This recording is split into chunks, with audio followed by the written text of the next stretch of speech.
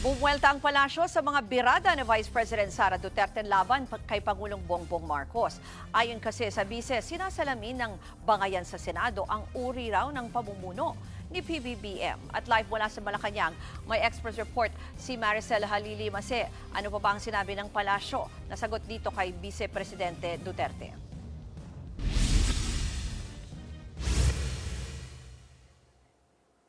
Ruth, ang tuloy-tuloy na kasinungalingan ang magdadala sa atin sa kumunoy. Ganito, sinagot ni Palace Press Officer Claire Castro ang naging pahayag ni Vice President Sara Duterte. Sa panayam kasi ng News 5 kahapon kay VP Sara, sinabi nga nito na sinasalamin daw ng liderato ng administrasyon yung nangyayaring gulo sa Senado. Kaya daw nagkakaroon ng pagkakawatak-watak yung ilang opisyal ng gobyerno ay dahil nga hindi nila nakikita yung direksyon ng administrasyong ito. Pero sabi ni Undersecretary Claire Castro, kapag binalikan natin yung mga nangyari sa Senado, sino raw ba ang nag-aproba doon sa nangyaring gun-related incident dyan sa Senado? Sino raw ba ang nagpatakas kay Senador Bato de la Rosa? Yung mga taong involved din naman daw dito ay mga kaalyado rin ni Vice President Sara Duterte. Sabi pa ni Yusek Claire Castro, mismong si Senador Bato de la Rosa na rin naman daw ang nagsabi na kaya siya nagpakitang muli sa Senado ay para una, mapalitan daw yung liderato ng Senado at pangalawa ay dahil sa impeachment trial. So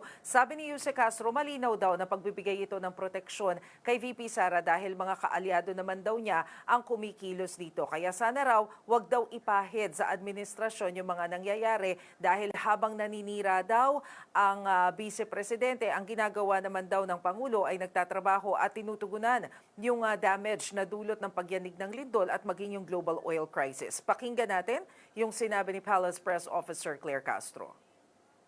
Ang paulit-ulit na kasinungalingan ay naglalagay sa atin sa isang kumunoy.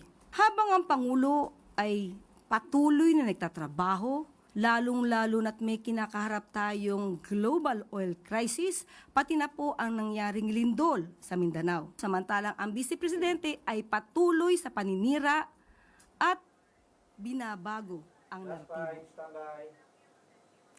Ruth, kahapon sinabi rin ni VP Sara na mas maganda kung mag-usap-usap yung 24 senators para matapos at itong Senate gridlock. At dapat daw kasama sa pag-uusap yung nakadetain at saka daw yung nagtatago. Pero ang sabi ni Yusek Claire Castro, mahirap maisama yung nakadetain dahil korte raw ang magdedesisyon kung papayagan siya na makalabas o hindi at hindi naman ang Senado.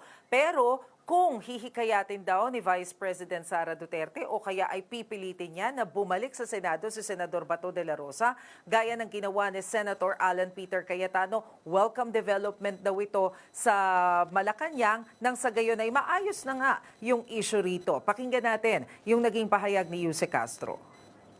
I-advise niyo siya, total lawyer naman siya, nabasahin po yung Avellino versus Cuenco para magkaroon siya ng kahit konting kaalaman sa sinabi po ng Supreme Court patungkol po dyan. Kung yun po ang nais niya na makabalik sa Senado, si Senator Bato, welcome po yun. Mas maganda kung kanyang i-encourage na makapunta at makabalik si Senator Bato de la Rosa sa Senado para siya ay umaten ng mga session. Ruth, sa lahat ng nangyayaring gulo na ito sa pamahalaan, sinabi ni Yusek Claire Castro na of course concerned daw ang Malacanang tungkol doon sa magiging impeachment proceedings laban dito kay Vice President Sara Duterte dahil ang gusto lang naman daw ng Pangulo ay managot kung sino ang dapat na managot at malinis ang pangalan kung merong dapat linisin ang pangalan. Yan muna ang latest mula dito sa Malacanang. Balik sa iyo, Ruth. Yan po ang ulat ni Maricel Halili live mula sa Malacanang. Mga kapatid, Ruth Cabalco, para sa mabilis na pasada ng mga balitang dapat niyong malaman, mag-follow at mag-subscribe sa social media pages ng News 5.